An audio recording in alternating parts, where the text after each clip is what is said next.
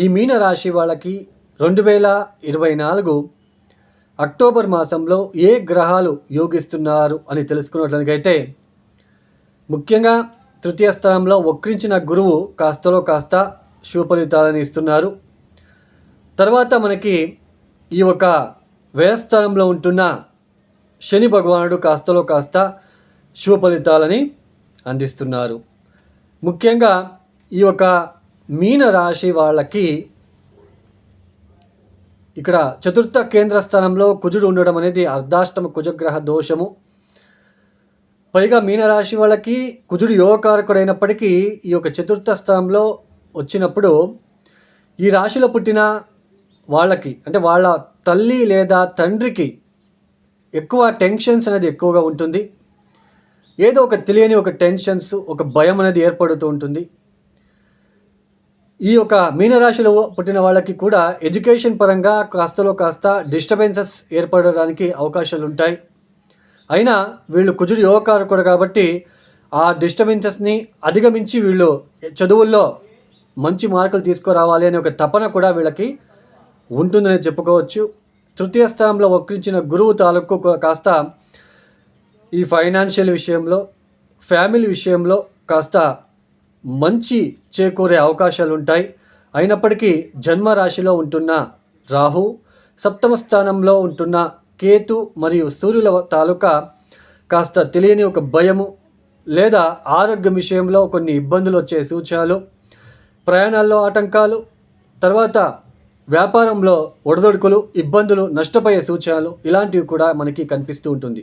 అంటే partnership business చేసే వాళ్ళకి కాస్త నష్టం వచ్చే సూచనలు ఇక్కడ కనిపిస్తూ ఉంటుందని తెలుసుకోవచ్చు. అంటే ఇక్కడ సప్తమ స్థానంలో సూర్యకేతు లాంటి గ్రహాలు వచ్చినప్పుడు ఒక భార్యాభర్తల మధ్య ఒక ఈగో క్లాషెస్ అనేది రావడానికి అవకాశాలు ఉంటాయి.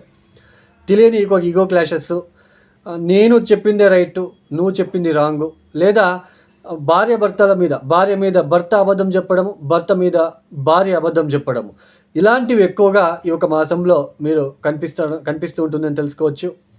తర్వాత కుజుడు కూడా నవమాధిపతి ద్వితీయాధిపతి అయిన కుజుడు పంచమానికి వెళ్ళి ఆయన నీచబడి సంచారం చేస్తున్నాడు. ఇది కాస్తలో కాస్త నిద్రాహీనత, ప్రశాంతంగా లేకపోవడం లాంటిది, ఏదో ఒక భయం, భ్రాంతి ఇలాంటివి కూడా రావడానికి అవకాశాలు ఉంటాయి. స్నేహితులు మిమ్మల్ని మోసం చేయడము, స్నేహితుల ద్వారా నష్టపోవడము, స్నేహితుల ద్వారా కాస్త ఇబ్బందులు వచ్చే సూచనలు కూడా కనిపిస్తూ ఉంటుందనే తెలుసుకోవచ్చు. ఎన్ని ఇలా ఉన్నప్పటికీ మీనరాశి వాళ్ళకి మిశ్రంగా ఉంటుంది. గురువుగారి తాలూకా కాస్త శుభ ఫలితాంశాలు ఉన్నప్పటికీ మిగతా గ్రహాల తాలూకా కొంచెం ఇబ్బందిగా ఉంటుంది. కాబట్టి ఎక్కువ ఆలోచించకుండా తప్పనిసరిగా నవగ్రహాలకి కూడా కొద్దిగా అభిషేకాలు లాంటివి చేసుకోండి. తర్వాత ముఖ్యంగా నవధాన్యాలని గుప్పెడు తీసుకొని రాత్రిపూట నానబెట్టేసి మరుసటి రోజు ఉదయాన్నే బెల్లంతో కలిపి రోడ్ సైడ్లో ఉంటున్న, ఆహారం లేకుండా ఉంటున్న ఆవులకి, ఎద్దులకి తినిపించడానికి ప్రయత్నాలు చేసుకోండి. తర్వాత ముఖ్యంగా సుబ్రహ్మణ్య స్వామి అష్టోత్తర శతనామావళి లేదా సుబ్రహ్మణ్య కరావళం స్తోత్ర పారాయణము లేదా లక్ష్మీ నరసింహస్వామి ఆలయ సందర్శనము, లక్ష్మీ నరసింహస్వామికి శనివారం పూట, మంగళవారం పూట తప్పనిసరిగా పాలతో అభిషేకాలు లేదా కొబ్బరి బోండం నీళ్లతో అభిషేకాలు చేయించుకోవడానికి ప్రయత్నం చేయండి. ప్రతిరోజు మీరు తప్పనిసరిగా దేవనాంచ ఋషినాంచ గురుం కాంచన సందర్భం బుద్ధిభూతం త్రిలోకేశం అనే స్తోత్రం, గురుగ్రహ స్తోత్రం ఏదైతే ఉందో ఆ స్తోత్రాన్ని మీరు చదువుకోవడానికి ప్రయత్నాలు చేసుకోండి. తర్వాత ప్రతిరోజు కూడా మానకుండా సిద్ధమంగళ స్తోత్ర పారాయణం చేసుకోవడానికి ప్రయత్నాలు చేసుకోండి.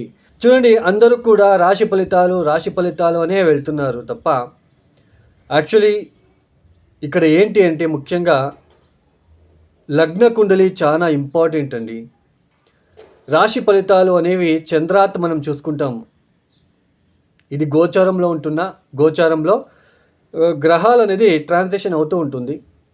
ఒక ఇంటి నుంచి అంటే ఒక రాశి నుంచి ఇంకొక రాశికి మారుతూ ఉంటారు.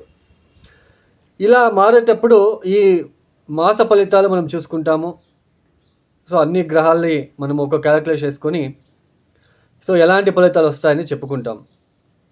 అంటే గోచరంలో ఉంటున్న ఇది అంటే మెయిన్ లగ్న ఫలితాలు, లగ్నం నుంచి చూసుకున్నట్లయితే ఇప్పుడు ఫర్ ఎగ్జాంపుల్ ఇక్కడ లగ్నాత్ ఇప్పుడు వృషభ లగ్నమైంది ఒక వ్యక్తి, సింహరాశి అనుకోండి. గోచరంలో గురువు లాభస్థానంలో అంటే మీనరాశిలో సంచారం చేస్తున్నాడు అనుకోండి. అదే వృషభ లగ్నం నుంచి లాభస్థానం అవుతుంది, రాశి నుంచి అష్టమ స్థానం అవుతుంది. అంటే ఇక్కడ మనము ఇలా చూసుకునేటప్పుడు దశాభుక్తి చూసుకోండి. అట్లే దశాభుక్తి ఏది జరుగుతుంది, దశాభుక్తి కనుక ఫెయిల్ అయ్యి ఉన్నట్లు కనుకైతే లగ్నాత్తు లాభస్థానంలో గురువు ఉన్నాడు కాబట్టి ఆకస్మికంగా లబ్ధి వస్తుంది అని మనం తెలుసుకోవచ్చు. అదే గురు మహాదశనే జరుగుతుంది అనుకోండి, ఇది కూడా కొద్దిగా ఫేవరబుల్గా ఉంటుంది ఈ సంవత్సరం అని తెలుసుకోవచ్చు. ఎందుకంటే లాభస్థానంలో ఉన్నాడు కాబట్టి, వచ్చాడు గోచరంలో ఉంటున్నాడు కాబట్టి. అంటే లగ్న ఫలితాలు మనం తెలుసుకోవాలి తప్ప రాశి ఫలితాలు పూర్తిగా రాశి ఫలితాలనే మనము కౌంట్ చేసుకుంటూ వెళ్ళరాదండి.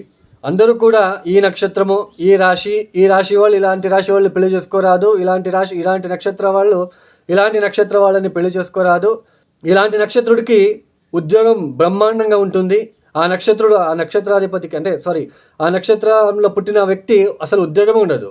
ఇక్కడ చూస్తే ఈ నక్షత్రాలు పుట్టిన వాళ్ళు పెద్దగా ఉద్యోగంలో రాణిస్తారని ఉంటుంది. బట్ ఇక్కడ ఎందుకు లగ్నాత్ దశమస్థానాధిపతి గనక బలహీనపడి ఉంటే అది ఏ రాశి అయినా ఏ నక్షత్రమైనా వాడు ఉద్యోగంలో ఇబ్బంది పడక తప్పదు. దశమాధిపతి చాలా ఇంపార్టెంట్ అండి. ఇవన్నీ తెలుసుకోకుండా చాలామంది మీరు రాశి నక్షత్రం అని చెప్పుకుంటూ వెళ్తూనే వాళ్ళు వెళ్ళడము, మీరు వినడము. సో ఇది అండి, నేను ఇక్కడ ఏది తప్పు చెప్పట్లేదు, బట్ రియల్ ఫ్యాక్ట్ ఇది. మనం లగ్నాత్ తీసుకుంటేనే మనకి ఫలితాలు అనేది సులభంగా గోచరిస్తాయి. ఇప్పుడు మగా నక్షత్ర జాతకుడికి ఉద్యోగంలో ఇబ్బందులే ఉండవు, పైకి ఎదిగిపోతాడు అని ఉంటుంది. దాంట్లో అలాగే ఉంది, లేదు అనట్లేదు. లగ్నాత్ దశమాధిపతి ఫెయిల్ అయింటే ఉద్యోగమే సరిగ్గా చేయలేడు. సో ఇది మనం అర్థం చేసుకోవాలి. అప్పుడు ఏమనుకుంటాడు ఆ వ్యక్తి, మగ నక్షత్రం వాడు పైకి పోతాడని చెప్పాడు, ఇక్కడ చూస్తే నాకు ఉద్యోగం లేదు, అయితే జ్యోతిషం అబద్ధము.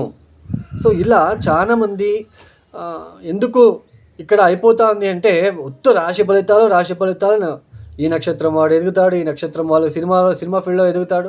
అసలు సినిమా ఫీల్డ్లో ఎదగాలంటే మీకు జాతకం ముఖ్యం. జాతకంలో ఉంటున్న గ్రహస్థితి, శుక్రుడు ఎక్కడున్నాడు, రాహు ఎక్కడున్నాడు, నవమాధిపతి ఎక్కడున్నాడు, దశమాధిపతి ఎక్కడున్నాడు, ఇవి ఇంపార్టెంట్. ఇవి